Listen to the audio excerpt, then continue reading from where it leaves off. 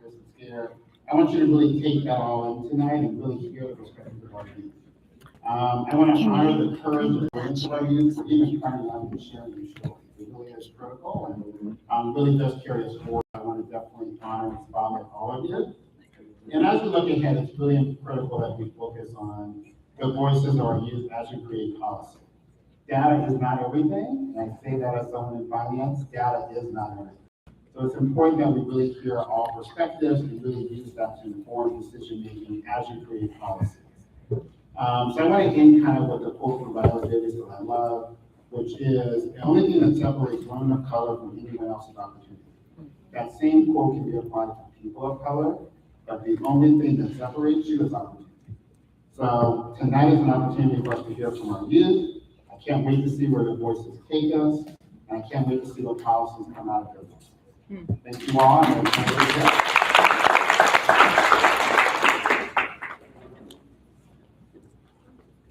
Good evening, everyone. My name is Sarah Strip, and I am the Director of Socioeconomic Wellbeing here at Springboard. Each year, one of the highlights of my job is getting to spend these first few months of the year working with our storytellers as they prepare and shape their stories for our night of storytelling. And this year was no exception. Since we started this night and our intentional storytelling work just about 6 years ago, we have been talking about finding an opportunity for our youth to share their stories, and we are so excited that this is the year we can finally make it happen. For those of you who have been here over the past 5 years, you have heard from so many of our moms about how the opportunities like the Magnolia Mothers Trust and our fellowships have shaped their experience of motherhood, family, and working towards their dreams and goals, as well as the ones that they have for their children. But tonight, you will get to hear about that experience directly from the children themselves. Springboard has always been grounded in a whole family approach. And as we built our guaranteed income work and other programming, it is always grounded in the understanding that our investment would not just bear fruit in the lives of the mothers, but also in their children, their extended families, and the communities around them. Tonight, you will get to hear firsthand what that has looked like in the lives of some of our families. Our theme this year was finding your own voice and leadership. And I think by the end of these stories, you will all be as impressed as I am by the way each of our storytellers has already started to find theirs.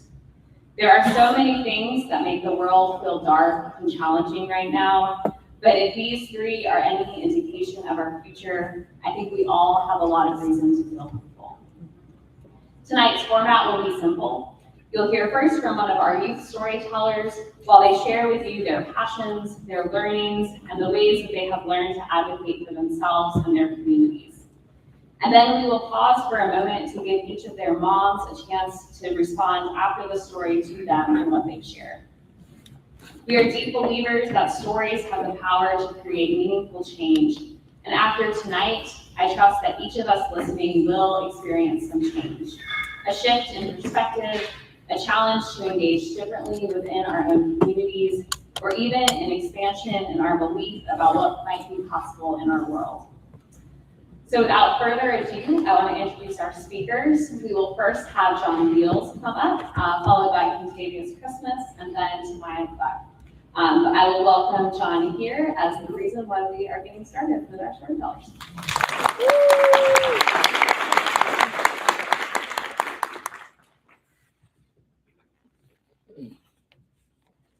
Hello, my name is John Beals, and I'm currently a freshman at Lanier High School.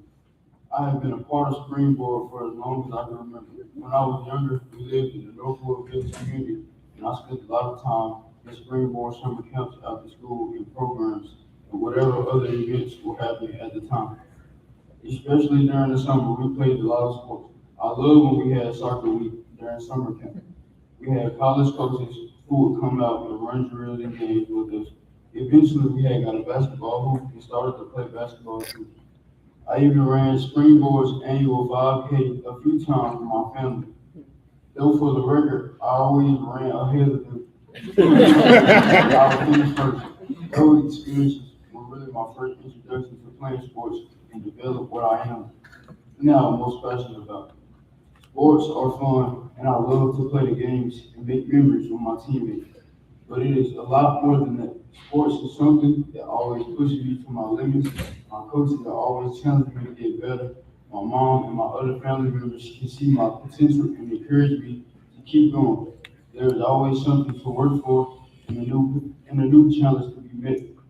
When I am able to meet those goals and see myself progress, it helps grow my confidence and help me realize that I can do this in other areas of my life too.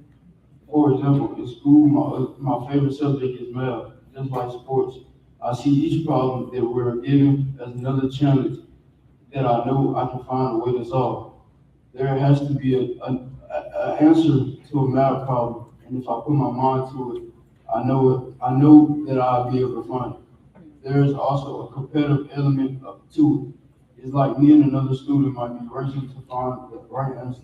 It's just like when I'm playing sports, I feel my competitive side, so I can come out and just challenging like that really get me going. I really attribute a lot to my drive and motivation to my mom. We always had a good relationship, and she holds me accountable in school, sports, and really anything I put my mind to.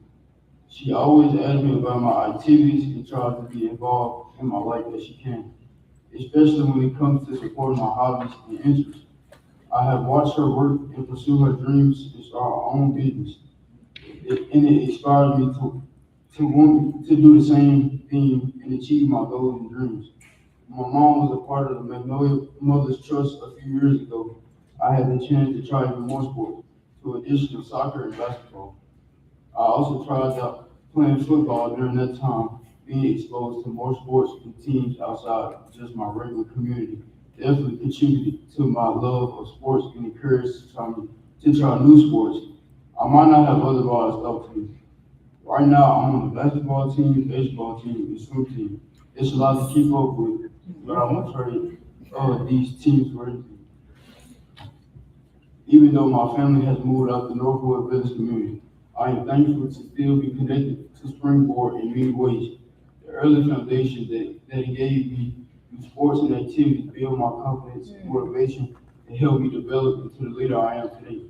While sports keep me busy during the school year, I was able to participate in the youth fellowship this past summer. Part of what we did during that program was to create a capstone project about issues that we see in our community. I worked on a project talking about youth gun violence. We have seen way too much violence in our crime communities in recent years. While I think part of the problem is that kids have too easy access to weapons, I think it is also because there are not enough programs and opportunities for youth to get involved and stay occupied. I can see how all these years of Springboard and having extra support to participate in more youth sports help grow my confidence, motivation, and interest, and has pushed me to stay active in other activities that are helping me continue to grow toward my best self. I want these same opportunities to be available for every kid and section in my community.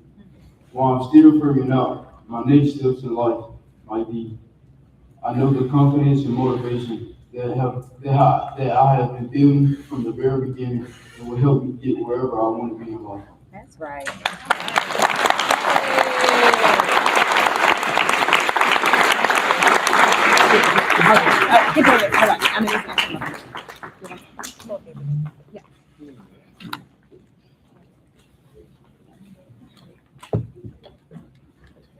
Good evening, everyone. I'm Ebony, John's mom, and I just want to say his story brings up so many memories for me. Sometimes it's hard to believe how long we have been a part of the Springboard family, but I'm so grateful for the time that we've had and how John has grown through it all. I'm so proud of the leader that he has become and the way that he is learning to use his voice to advocate for others and his community. John has seen firsthand what it can look like to grow up in a community that cares for him and wants to see him do his best.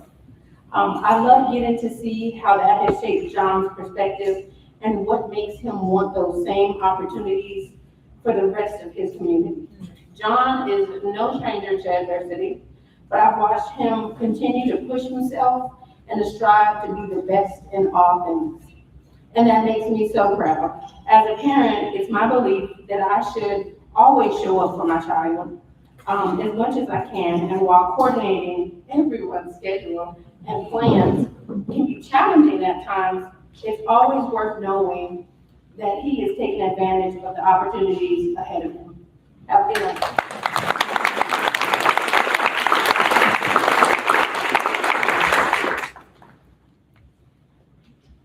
My name is Taylor Cruz. I'm currently a sophomore at your high school. Last time I had the opportunity to participate in Springboard Youth Advocacy, and I am now a member of Springboard Youth Leadership Council. These opportunities have shaped my own thinking and changed how I'm starting to view the world. For me, the most significant lesson that I have taken away from these opportunities is learning the difference between equality and equity. We spent a lot of time during the youth fellowship learning that equality might be important, but it really wasn't good enough. When civil rights leaders were fighting for our right to vote, they were fighting for equality, one vote for each person regardless of their race. Or when they were fighting against segregation, they wanted all of us to have equal access to spaces and opportunities. But just because we have the right to vote now, and there are signs that say which building or bathroom or drinking fountains black people can use, it hasn't been enough. We still experience inequitable treatment all the time. We watched one particular video about the police brutality and the killing of Trayvon Martin, and that really stuck with me. Even though this had happened during my lifetime, I had never heard the story before. All he was doing was wearing the hoodie, and apparently they thought they made him suspicious. There was no justification. This story is really close to home because I know people who have been profiled for the way that they look. Some of my friends were near Walmart in Southern Kansas, but they got reported for being suspicious, and people assumed they were doing something illegal. They weren't doing anything illegal. They just happened to be young black boys in America. This is why I think it's so important that everyone begins to understand the difference between equality and equity. While equality means that everyone gets the exact same resources, rights, and opportunities, no matter who they are or what they have been through. Equity focuses on fairness and justice and recognizes that different people and groups need different resources to reach the same outcome. Equality might mean that everyone can go to Walmart, but equity means that all of us can go to Walmart together, and my friends and I won't be immediately looked at as suspicious just because we're black. Equity also looks like the year that my mom was a part of the Magnolia Mother's Trust, with the additional funds and support that she got during that year. I could tell that she was a lot more relaxed. We were able to go out to eat more and have more food in the house. She was able to buy new clothes and pay my football fees without extra work. My mom had the chance to just be a mom without so much stress. She always worked so hard to take care of me and my brother and be the best mom she could be. Getting to watch her spend a year still getting to be our mom, but without so much worry about money, was really special. Giving moms like mine the extra resources they deserve to take care of their families is another example of equity. This is why I think learning our history is so important. Even though I don't think we have achieved real equity in this country, a lot of people have been fighting for a long time for the freedoms that we do have. And we have to know what those are, or we are at risk of going back. It is our job to continue this fight, but in order to do that, we have to know what happened first and where we came from. It is also important of what made my time in the fellowship and now on the Youth Leadership Council feel so important. Before joining, I really only knew other kids in my apartment complex in school. But I have now met a lot of other kids from all over the cities who have learned the same things about our history that I have and want to be a part of advocating for more equity in our world. It is really cool to know that I have friends and community advocating for the things we want together. I'm still figuring out some of my own dreams for life. I love football, and I do hope to play D1 football in college in a few years. But I'm also really interested in animals and have watched shows and things with animals. And I would especially want to work with wild animals that I thought was kids. I think it is amazing that God has given us all these different types of animals on earth, and every generation out there should get a chance to experience them. But I know for sure that I would want to keep being a community like the one I have here, where people want to grow, learn, and advocate together. Because I think together we can fight for not just equality, but real equity.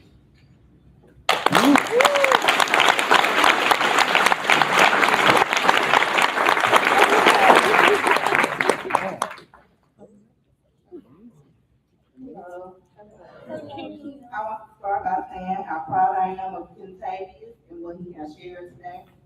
I have watched as his participation in these programs have boosted his self-esteem, giving him a stronger voice to speak up for his peers and himself, and motivating him to be in a leadership role. It is an honor as a mother to get to see your child grow in such a thoughtful and knowledgeable young man. Each day, I watch him learn a little bit more about the world and admire the way he has found his place within. I know how much he is capable of, and I have no doubt that he will be able to achieve the dreams he has shared with you all tonight. As he continues to find his way, my hope and prayer for Contavia is that he will continue to dream big, work toward his goals, and use his voice to advocate for himself and his whole community. Hearing Contavia's story helps me believe we can all achieve the equitable world as we are all hoping we can achieve. Thank you.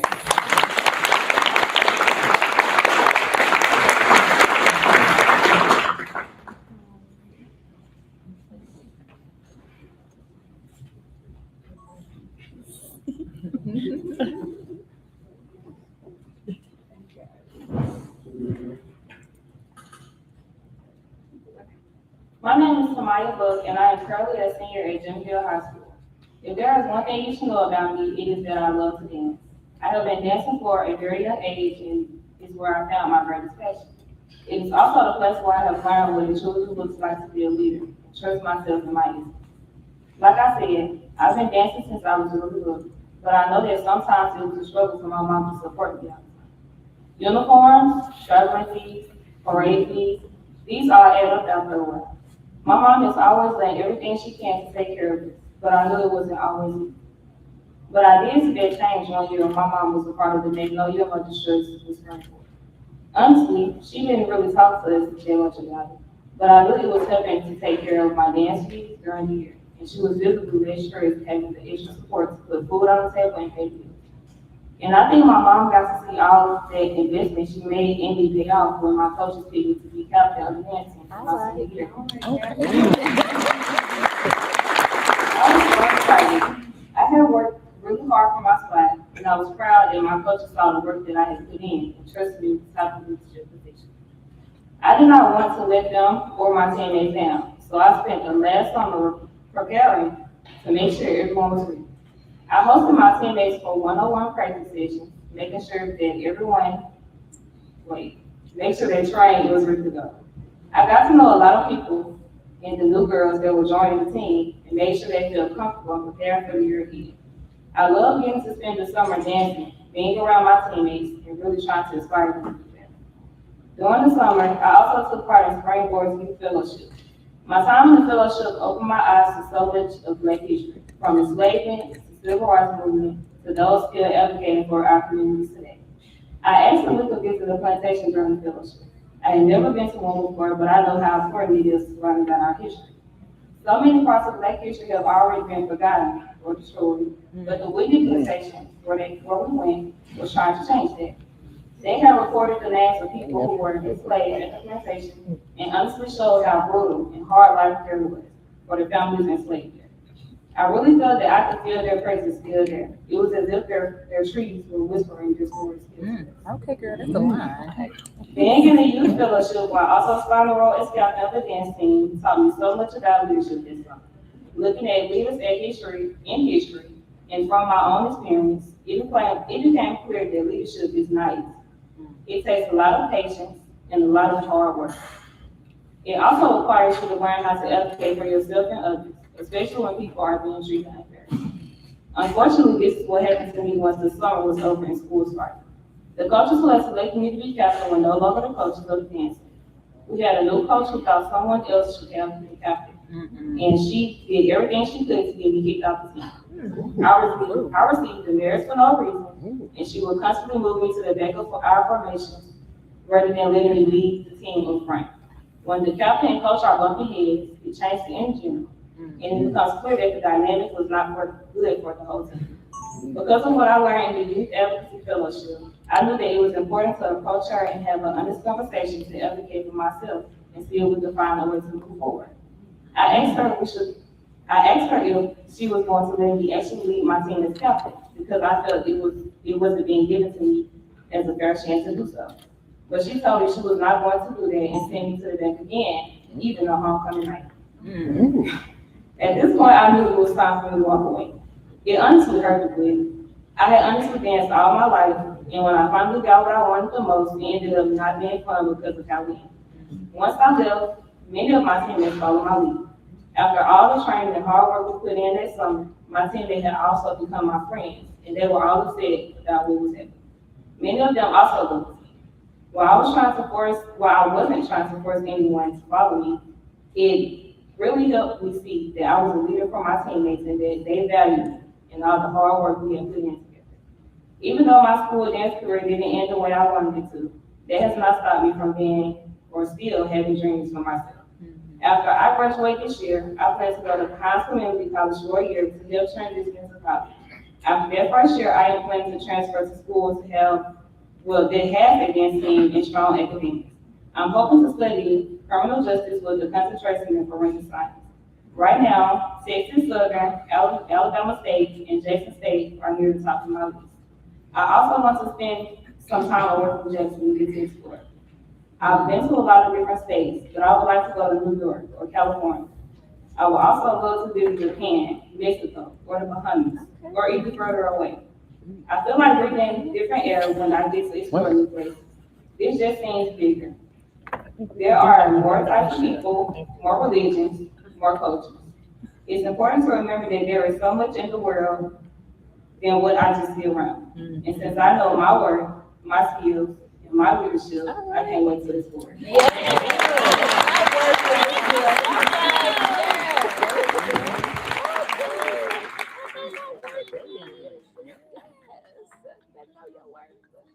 My worth is 17. I would be badder than I am now.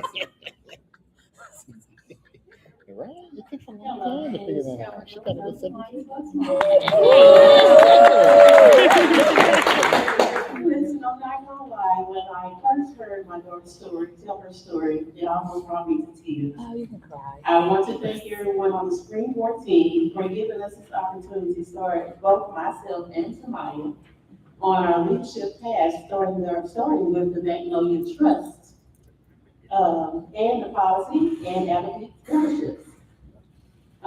And really just the whole team being there for us whenever we ever needed them. I'm sorry. It's all right, girl. You're good. Take your time.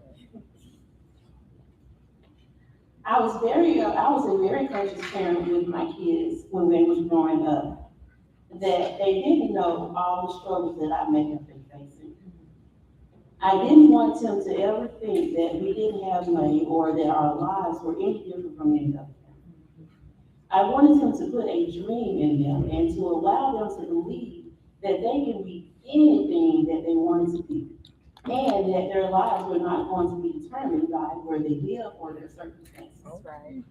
Which is why I'm so proud hearing Tamaya talk about the leadership that she already is, the leader that she already is, and all the dreams that she has for her life moving forward. I know with this foundation that she has, that she will be able to achieve all of them and more. Thank you.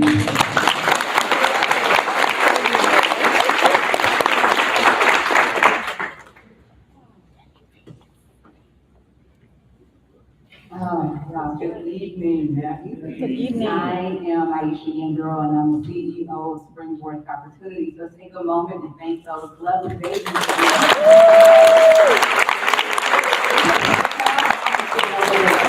As these children I have known, like John said, forever. I remember when John was 5, running around Ebony's shop, and now he is taller than me, so I was having all of these emotions because of the children. But tonight is one of those moments that reminds me of why I do this work, why I love doing this work, why it's my privilege to do this work. And we are gathered in a space where the young people have just done something incredible, incredibly brave. They step forward to share stories that are deeply personal, thoughtful, and rooted in how they see the world. That alone is enough to carry me. But what makes this night truly extraordinary is what comes next.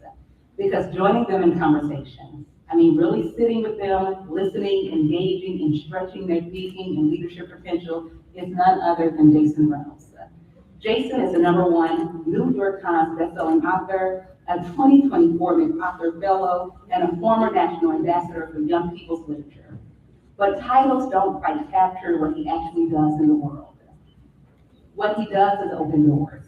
He writes novels and poetry that center the interior lives of young people, especially young people of color, with the kind of honesty, rhythm, and tenderness that makes readers feel both seen and understood. From Long Way Down to All American Boys, from Miles Morales' Spider-Man to Look Both Ways, his work has consistently done one thing. It has made space for young people to recognize their stories are not small, that their everyday experiences carry weight, meaning, and narrative power. Born in Washington, D.C. and raised in Maryland, Jason first found his voice through rap and poetry as a child, and his rhythm still shapes everything he writes. Even when he's writing about silence or uncertainty, there's always a pulse of life underneath it, an insistence that young people's voices matter exactly as they are. And in collaboration with historian Ibram Kendu on Stamped Racism, Anti-Racism, and Youth, he has also helped translate some of the most complex truths about race and history into language young people can hold, wrestle with, and use. So to have him here tonight, not as a keynote speaker at a distance, but as a moderator in conversation, locking arms with our young people, is bigger than this moment. Is what it looks like to honor young people's voices as wisdom, not just participation. And honestly, it feels like that kind of quiet magic is already in this room. Because what happens when someone like Jason sits down and listens to a young person tell their story is not feedback or reflection. It allows for expansion to take place. It allows a young person to walk away thinking, oh, maybe there is more than I realized. Maybe I can go further than I thought. These are the kinds of encounters that plant seeds of confidence, of voice, of courage, of imagination. Seeds that just don't stay here in the room, but follow young people long after the applause ends and life continues. And that is what makes tonight so powerful. So Jason, please join us to the stage as well as our youth storytellers.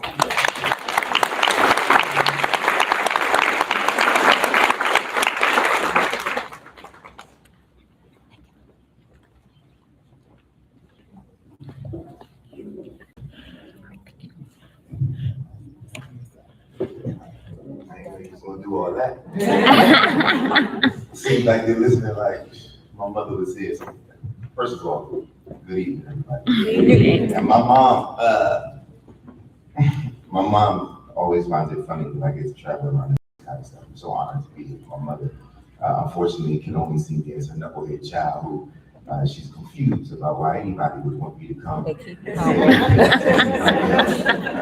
as though I could be a little wild. Not tonight, but my mom knows who I actually am. So I appreciate all of the notes on my accolades and the things that I've done. But I have to say it feels really good for this night to not be about me. It's really nice. I was, we'll get started in 2 seconds. I flew here today from New York City a few minutes ago, a couple hours ago. And I was walking here 15 minutes from my hotel, which is how you know I'm an East Coast city person. Right? Yeah. I'm like walking, doing my thing, walking down the street. Car, this is a true story, this just happened. The car pulls up next to me, and the window is down. And I'm talking on the phone to my mom. And the lady is telling me something, and I can't make it out. So I said, Mom, let me hit you right back. And I hang up the phone, lady's like, there's a dog around here. And I'm like, a dog, wait. She's like, a dog right around this corner. And being as though I'm from where I'm from, my instincts say, we finna run, right? We're not gonna go the opposite way. And I said, and then the lady, I said, well, tell me exactly where it is, because I gotta get to a place that's that way, and I might have to be late, right? Or I might be, I might have to not make it, right? So the lady is like, it's right over there, and I'm telling you about it because I want to know, is it your dog? And I was like, nah. And the lady said, all right, I'm getting ready to go run it down. And I thought to myself, hello, Mississippi. That's a different vibe. And I say all that to say that these young people have exhibited more courage than that one. I think sometimes we take for granted how difficult it is, and I want you all to know that when I came here earlier and I asked them, were they nervous, they always like, nah. Right? And I usually don't believe people when they say that, but I did believe nah. My first question, absolutely. My first question, and I want to be honest with you, I want to wrestle with you a little bit. I think we have to wrestle with these ideas, right? We use language so cavalierly in these spaces. We throw language around. That's what we do as people. And we pretend that we all know what the language means. I mean, really, it's just things that we say to sort of create salves for ourselves. And so I want to wrestle with some just so that I can get maybe a clearer understanding for each of you individually. Because if we get a clearer understanding, then we might actually know what the goal actually might be, right? So when we say finding voice, my first question to you all is, what is voice?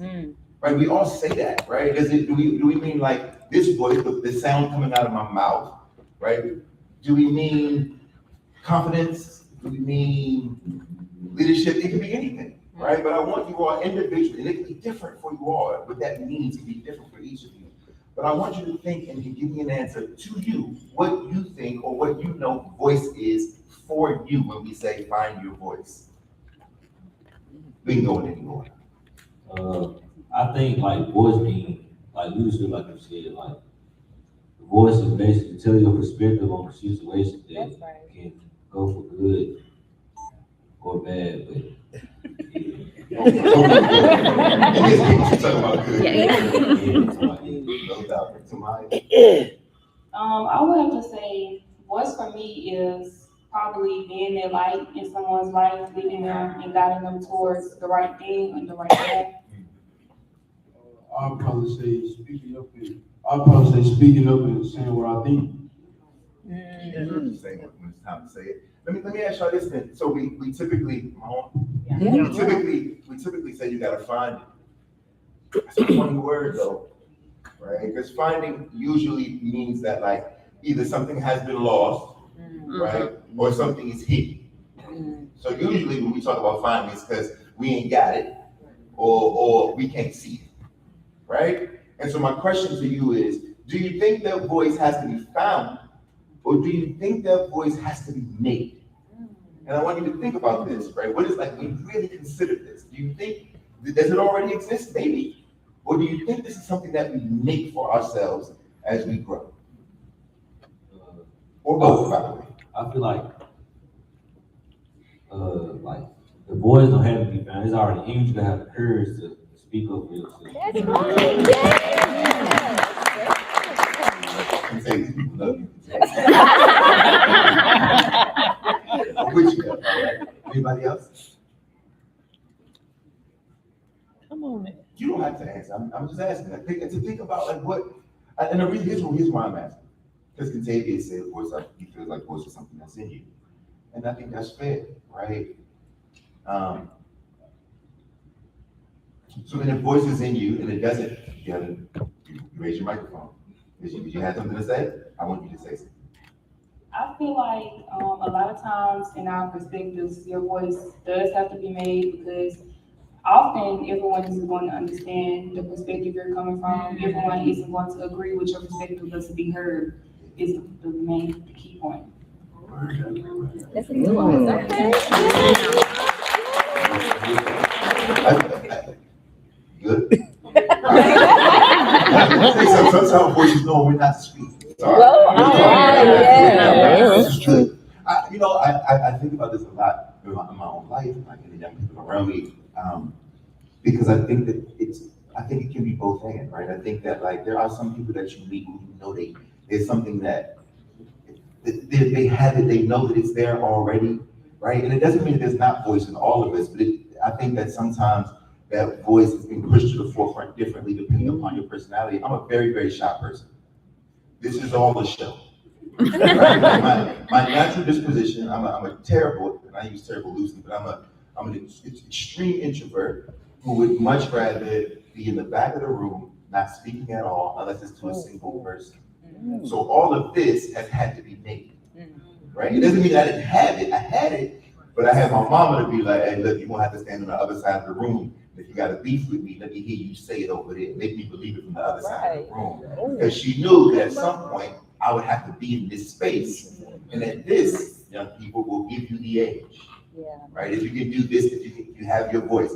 And so I think you're right. Sometimes it's a person that's got it like you. And you just needed to find the right people, the right circumstance, or your mama or somebody to help bring it out. And some of us got to put that thing together. Right? Some of us got to train and learn how to do the thing to step into that light that is there, but it's a little different for some of us, right? Some of us are differently able and learn differently, right? And so that light looks a little different, that voice sounds a little different. Some of us have different mental issues and illnesses, right? And are struggling with our mental health, which is a very real thing in our community. And we have to figure out how to find our voices through the other voices, right? All of us can be complicated. And so I agree with all of you, including you, that sometimes it's best to even know when we should be quiet. We ain't always got to have anything. All right. Now I want to ask a few separate questions. And I want to start with you, Contavia. You know, you said something that really kind of like, I was like, man, I can't wait to talk to this guy. First of all, you talk about equality and equity. As a Black man, I want you to know that I'm proud that you're wrestling with these ideas. I think it's something that because everybody will convince us that equality is enough. And the truth of the matter is that some folks have been given a head start. Right? That head start is a head start that's very difficult for us to catch sometimes without a more equitable system, right? And so I appreciate that. But beyond that, beyond the sort of complexity of equity and equality, I was so happy to hear you say, and also I might want to work with animals. And the reason why is because most of the time, Black boys either have to be the coolest kid in the room or the toughest kid in the room. And we're not allowed the breadth of our curiosity. We're not allowed to say, I'm trying to see what's happening with the animals in the world, right? I'm trying to see what's going on with the animals. I'm interested in the whales. And so I'm curious, first of all, to just talk about how valuable it is. And I have the same question for you, Tamaya, right? How do you think voice is connected to curiosity, right? Tamaya, you talked about like, yo, I'm trying to get out of here, right? I come to Jackson often enough, and I love it here, and I got friends from here. Every time I'm in Mississippi, I feel like I'm home in all these ways, you know, like I'm a migration baby, and so when we come back, it's like, man, I feel like this is an amazing place. I live with Black folk in Mississippi, and I'm always so proud and envious because I feel like these are the Black folks who ain't run, right? These are the Black folks who stayed and fought, right? I feel very like, this is an interesting thing for me. And you said, I'm trying to go to California. See Mexico with the Bahamas. I might have to head on to the Bahamas. And I was like, word. And so I want to study all the languages and places. I want to see what else is out there in the world, right? What else is for me? And so for the both of you specifically, and I want to talk to you about sports in 1 second, but for the both of you specifically, how much does curiosity play? And when we say the voice, right, how much does curiosity have to do with your voice? And how? I feel like curiosity really builds your voice because you really got curiosity inside, but you might not have a voice to speak up. So the more curious you get, the more attention you will have to get the voice out there. Anything you trying to learn about these animals? Really just like the amazing things that animals can do, and like the ones we see. I want my kids and my whole generation to see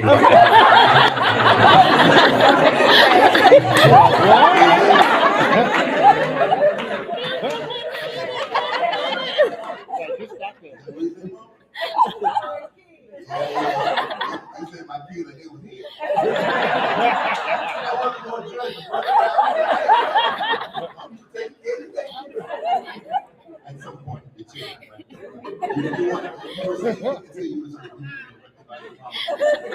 You were saying, so you want your kids to know, say one more time. Yeah, I want my kids to like everybody in the world to experience what we had to experience. Just like I don't know, I would say like just like back in the day to see what they went through to get to the point where we get now. Yeah. But I don't think nobody goes there. No, nobody wants to go through That's that. real. I'm gonna tell you something. And we'll get right to you, but I want to hear your answer tonight. I'm gonna set you up. I want to tell you something real quick. Number one, let me tell you my favorite animal fact. It's the greatest thing I ever learned about animals. Is that whales used to have feet, right?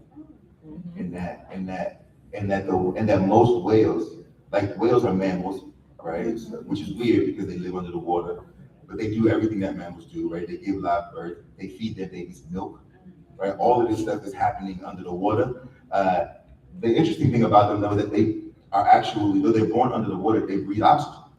So the reason they come to the water is so that they can breathe, right? So every 30 to 90 minutes, they have to come to the water so that they can breathe air out of the blowhole, right? So they can breathe air. And that if they die, usually whales die by drowning, like drowning.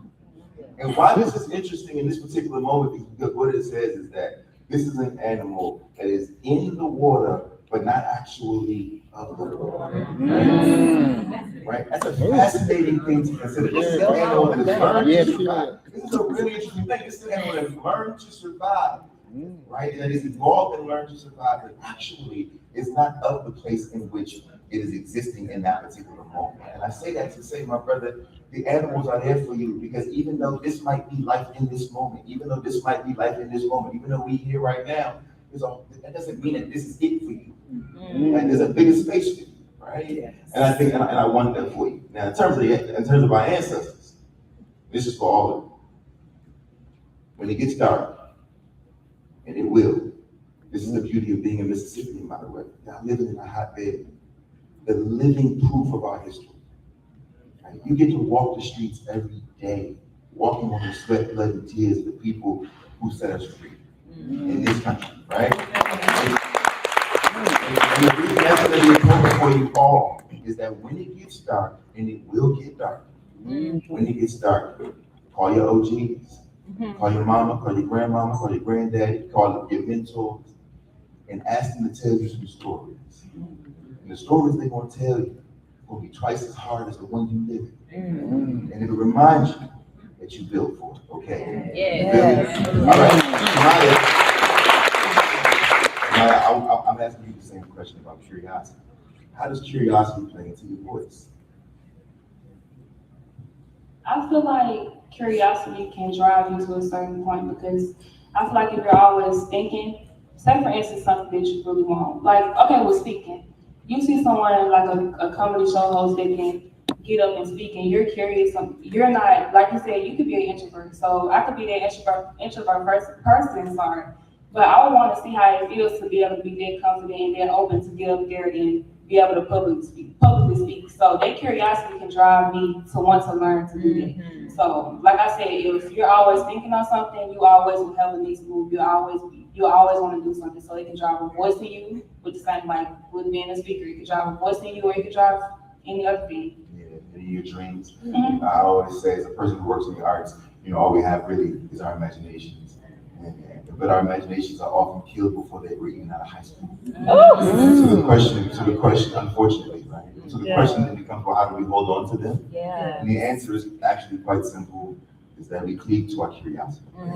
Stay curious, and your imagination will continue to work. If your imagination is working, you can actually change the world because you can imagine it differently. You can't change a thing that you can't visualize changing. But if you can imagine a change, then a change can come, but imagination has to come from being curious about the world you're changing, right? Big John. Let's talk about sports, man. I'm a sports guy. I was an athlete, right? I'm the only writer that's this big. I'm still a very big athlete, an athletic person. And I value sports, and I know you're a sports guy. You ran the 5K, smoked your family. I already got that. Mom's like, you have to tell them that part. Smoke y'all. You know what I mean? You swimming? What were the other ones? It was baseball and basketball. Baseball and basketball. I want to talk about swimming for a second. I'm a swimmer. Can you talk about, and swimming is an individual, it's a team sport, but as you know, it's really individual, so it's you, right? Baseball, team sport, basketball, team sport, but swimming is an individual sport. Can you talk about what it's like to carry the weight, right? You're in that water, I also know the discomfort of swimming, like you do, right? The feeling of being out of breath. Can you talk a little bit about what you think you may have learned as it pertains to the development of voice, right? What we're talking about, you finding your leadership or your confidence or whatever version of voice we're talking about for you. What is swimming? And we'll get to the other sports maybe, but what has swimming taught you? I'm curious. It really taught me like to push myself, like not to give up. Sometimes I'll be tired, probably out of breath and stuff, but I just finished over with. Yeah. Can I tell you what I think is so strange about swimming? And this is me and John going to play. We're going to have an inside conversation for a second. But for those of you who don't know about swimming, this would be an interesting thing to consider. And you know this. What I always find interesting about swimming is that you only sink if you look up. And you know this, right? So if you feel yourself running out of breath, right? When you were training or when you train, you know, the coach is like, yo, if you feel yourself running out of breath, or if your breathing is up, you know how to do the breathing thing, right? But if you feel like, all right, I'm not gonna be able to hold my breath, the human instinct says to look for the air, right? So we all lift our chins up and we try to find the liquid of water so that we can breathe. And immediately, John, what happens, you know this, you sink. And that in order to stay afloat, one has to then keep their chin tucked to their chest, which means that one has to get really comfortable with the discomfort of it all, right? You have to be really okay with that strain, with the burning of the lungs, right? With the arms being tired and like you not being sure. And for swimming, as you know, this is a matter of life or death, right? This is a serious thing that's happening to you, right? Do you think that would you consider yourself in moments of stress to be a pretty calm person? Do you think you can manage stress interestingly? Yes, sir. Yeah? Do you think sports have given you an opportunity to sort of teach you, as you sort of develop your voice, how to remain calm in moments of adversity? Yes, sir. It gave me like life lessons and stuff. Yeah? Give me one. Tell me what you learned about basketball. Like to work together and stuff like that. Yeah. I have a cousin who's a basketball coach. And I go to see him. And you had a hard coach? You had a hard coach? A little bit, yeah. Man, lucky you. I have a cousin who's a very hard coach. He coaches in South Carolina. And one time I went to a practice, he had all his players lined up on a baseline. They were going around. I hate that we call it suicide, but you know suicide. But there's a drill called suicide. You really got to work on the naming of this drill. Really got to figure out the name. Today they're still called suicide, unfortunately.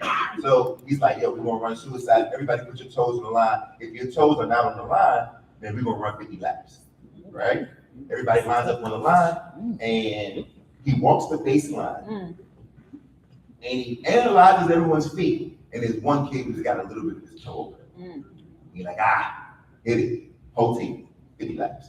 Of course, you want a team, you know how this goes. Everybody's angry, right? We're like, bro, why you couldn't just like, what is wrong with you, right? We're gonna get you, like, locker room gonna be rough for you, right? We're going through all the things, right? And when he came back, when the players came back, they were like, coach, like, that's a little over the top. Like, why would you make us do this? He said, some of you will make it in basketball, some of you won't, but at some point, everybody's gonna have to go out into the real world, and most of you will have to go get a job. If you are trying to get a job, and the person that you're trying to work for says, look, I need you to come to the job interview with a pink tie, you show up in a red tie, do you get the job? No, you do not get the job, right? Details matter, right? As you all continue to develop your voices, remember that like we talk about it in this broad way, but really it's really this little teeny thing, right? Every detail has to be the right thing. You know, if you're running a play, you gotta be where you're supposed to be at the time you're supposed to be there because the ball is coming. Right? And if you ain't there because you decided to wait too long or take one less step, then you don't get it. Right? Sports fact. Jesse Owens, we all know. Yes. Jesse Owens, not the kids, I know. Yeah. My man Contavia was like, man, to think I wasn't even alive when Trayvon Martin was killed. I can feel the whole room be like, wait, what? We were all already old, right? Yeah. Sheesh. Jesse Owens ran track. Jesse Owens set the record, broke the record, won the gold, the whole thing, right? In a racist at a terrible time in the world, right? All this was going on.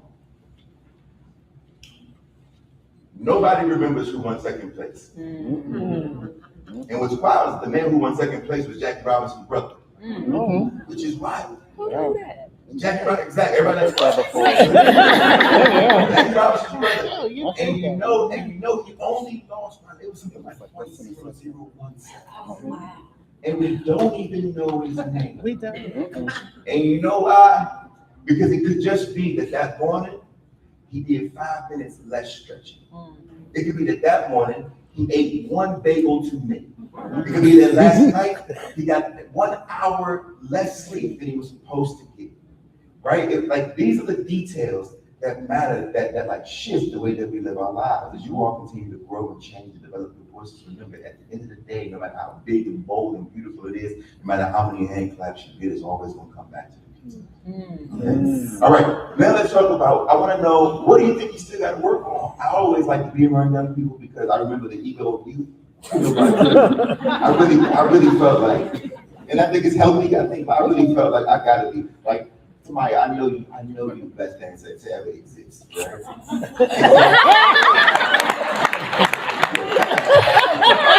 Which is the correct answer, right? So let me ask you about your voices. What do you think is left for you to learn about this voice thing that we're all talking about? Anybody can answer. What's left to learn? Nobody's perfect. We just getting started. Y'all at the beginning of your journeys. What do you think that you could learn about? Like, whatever your version of voice is, what do you think you're still trying to add to? I tell you, my brother, right now, the part of my voice that's missing the most is rest. Right? My voice is being hammered and it's being broken and it's being sacrificed because I'm not getting enough rest for me. Right? So, like, what do you think you need so that your voice can continue to grow? Whether it be mentorship, whether it be more discipline, right? Less procrastination, focus more on my school stuff, be a little less hard on my mom, right? These are the things. You're like, I gotta say this in front of all these people. These your family members. My family is probably like rest or like being less cruel. Yeah, that's cool. That's real. That's honest. Brother, thank you for being honest, brother. Yeah. That's real. There's a whole bunch of cool people probably in here too who understand that. Right? We all have our moments. Yes. I speak for myself. I have my moments. I'm with you on that. I'm trying to be a little less judgmental, a little less cruel sometimes. What about you? I would probably say interpreting things differently or more interpreting things and taking it in as a positive effect instead of letting it get negative or letting it turn to negative because it's not always good. Yeah. That's a good one too. That's good. I feel like sometimes the internet funny, right? Because y'all growing up with the internet, and the internet is training everybody to step into every space looking for what they hate. Right? When life is just way better than stepping into every space, searching for the things you love. Right? If you watch a movie, watch it looking for what you like about it. Right? Like if you meet a person, try to figure out what you like about a person before you analyze a person to figure out what you don't like. That's right. That's It's real. one with you on that. What you got, John? Well, I would probably say stop thinking what other people say and just like let it out. Stuff like that.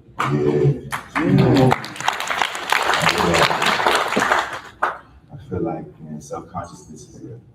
Especially for black boys, man. Black boys are growing up, black men, there's a whole lot of black men in here who are still carrying the weight of their boyhood and still concerned about what everybody else thought about who we were. You know how many of, let me tell you something, John, I'm glad you said this, because I want to talk about this part when it comes to our voices, specifically with the two of you. Don't it get exhausting being tough, man? Don't it get tiring to have to be tough all the time? Right? Like, I'm like, is there ever a moment where we get to put our guard down? Is there ever a moment where we get to say, you know, I actually don't care that I love my mama? Right? I don't care that you know how much I love my mother. I was with them last night, I was in Harlem, and there was a father and a son. And the father had gotten up to tell me some things about his son. This is public. And he said, his son is 12, right? Which is the age where everybody begins to start shrinking when it comes to like parenting. It's like, oh, my mom shouldn't say these things. My dad, I don't want you, like, you know, it's funny. And the father says, yeah, every night, me and him, and his son is sitting down. Like, every night we read out loud together. And I look at the boy, and he doesn't shrink. And And I said to him, and I said to the child, like, that kid already got a voice. Right? That kid already, he's unashamed. He doesn't care if anyone else knows that he and his father read together every night at 12 years old. Right? I thought to myself, I wonder what that must feel like. To not be embarrassed, to choose to not be embarrassed for being whoever it is that we are. Right? And so I want to say, brother, I feel you. And I think so many of us can be freed if we let some of it go. We can just be who we are. Right? You take this, it'll be like, it don't matter. You know what I mean? I'm with that. All right, we got a little, you're going to have to stop me because I don't know how, well, I can't see. 5. I was going to say I can't. I can't see that. What? We got 5 minutes, man. So I want to ask one more question. And first of all, before we get on, to say, look, I love you. I ain't got to know you love you. That's how that for a while. That's right. I'm so proud and I'm humbled and I'm honored to have been able to share a few moments with all of you, but especially the three of you. My last question is I want you to be brutally honest. It's a whole bunch of grown-ups in this room. Everybody in here, everybody else in the room, for the most part, is older. We all think we know it all. Everybody that paid their bones, paid their rent, all the things. If it's something that you could tell us being the grown-ups and adults in the room, something that you just want us to know about you, that you think we did wrong. I hear adults talk about stuff all the time, and it makes me upset because these are usually adults who won't spend no time with you. Right? We don't know you, we don't take the time to have a conversation with you or listen to what you have to say. So in this moment, we won't listen. And I want each of you, if there is something, this is your chance, get it off. If there's something that you, be in Mississippi, so respectful, you know what I'm saying? You know, who's in New York, you'd be like, all right, buddy. But in all honesty, please let us know, what do you think that we're getting wrong, or that maybe we're misunderstanding about you? Then the individual or your generation that you wish we would just kind of think about. If you don't answer, I'm assuming we're getting it right, and I know that ain't true. And it don't have to go in order. Anybody can answer.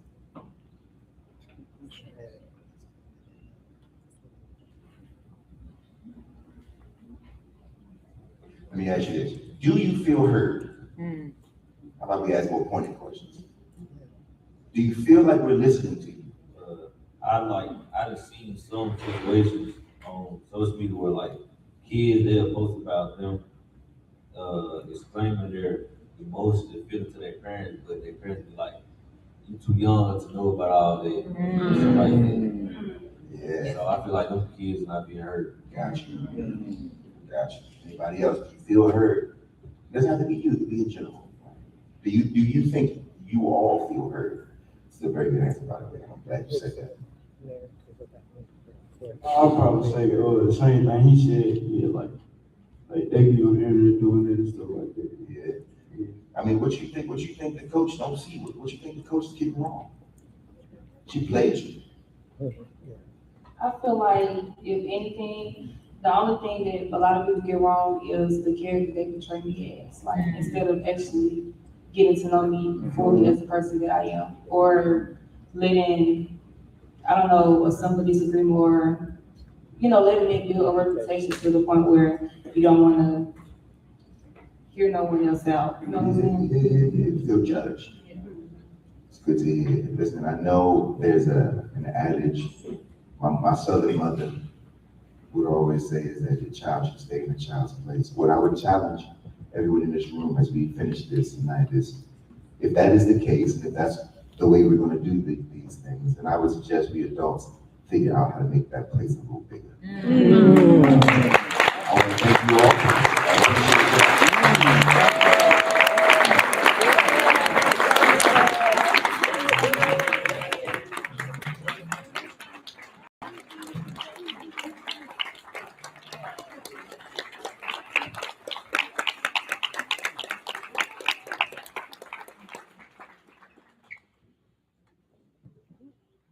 I love the challenge that Jason just offered up to all of us to make that space a little bigger. And I am really hopeful that tonight we have done our part in doing just that. I keep thinking about the kind of courage that was just needed for our babies to do what they just did. For all our babies, just expressed. What we just heard was not just one single story. It is another thing to stand in front of a room full of people, a dozen or less, and say, this is who I am, this is what I'm still dreaming on, this is what I'm still learning, this is what I'm still vulnerable. That kind of bravery doesn't just happen. It keeps coming from something deep. It comes from love, it comes from community. And every single young person who took this stage tonight brought that with them, so thank you. I hope you all truly felt us with you in the clapping, in the joy, in the affirmation, in the amens.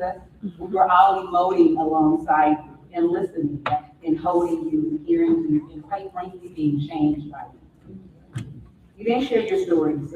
You helped expand for us what is possible in this room and far beyond it. And I want to say this clearly, your dreams are not small. Your expectations for your lives should not be diminished. Your visions are not unrealistic. The way you see the world, the questions you're asking, the truths that you're naming, that is exactly what this world needs more of. So thank you for that opportunity.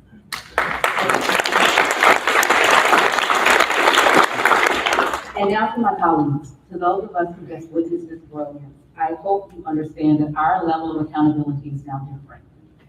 Many of you know that I am a PK, and for those of you who are not Southern, that means that I am a preacher's kid. And tonight I am reminded of John 3:17. Now that you know these things, you will be blessed if you do them. This scripture reminds us that once we know what is good, we no longer are just listeners. We are responsible for how we respond to it. And what that means is that we have to invest differently. We have to listen differently, show up differently once we leave this room, because it is not enough to be moved by the stories that we share. We have to be accountable for what moved us.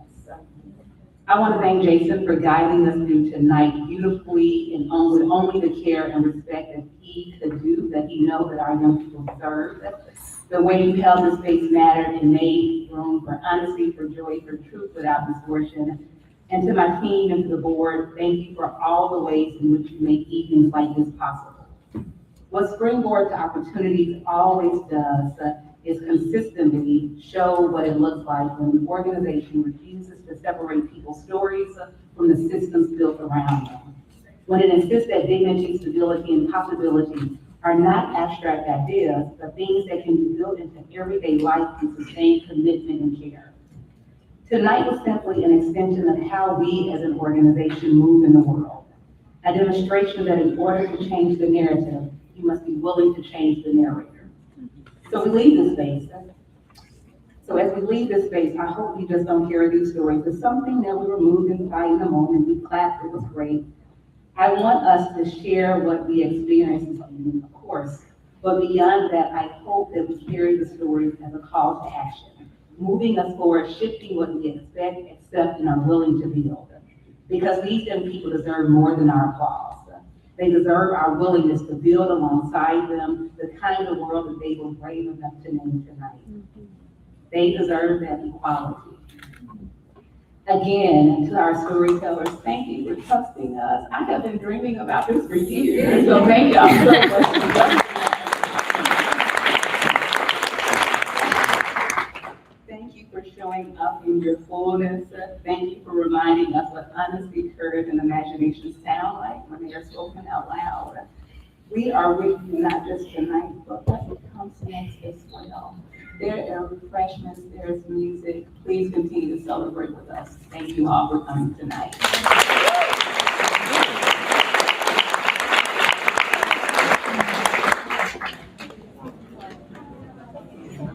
Pictures.